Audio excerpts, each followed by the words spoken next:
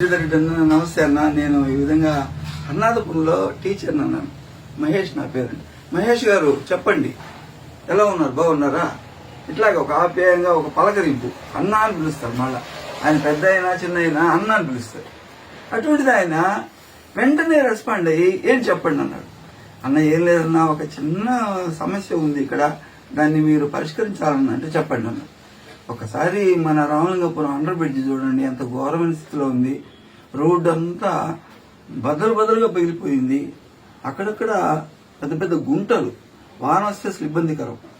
తర్వాత పైకి వచ్చిన తర్వాత ఒక మ్యాన్ హోల్ ఉంది. అక్కడికి వచ్చి ఫ్యామిలీస్తో వచ్చేవాళ్ళు కానీ ఆ గుంటలో పడిపోతున్నారన్న. తర్వాత ఆ రోడ్లో ట్రాన్స్పోర్టేషన్ ఎక్కువ ఉంటుంది. ముఖ్యంగా కాలేజ్ పిల్లలు, స్కూల్ పిల్లలు వెళ్తుంటారు. అది కాకుండా అంబులెన్స్ ఎక్కువ తిరుగుతుంటాయి. ఈ పక్క హాస్పిటల్స్ ఉన్నాయి. హాస్పిటల్స్ కి అంబులెన్స్ తిరుగుతుంటే అంబులెన్స్ లో ఉండే రోగులకి ఎంత ఇబ్బంది అన్నా, ఒకసారి దాన్ని పరిశీలించి ఒకసారి దాన్ని పరిష్కారం చేయండి అన్న.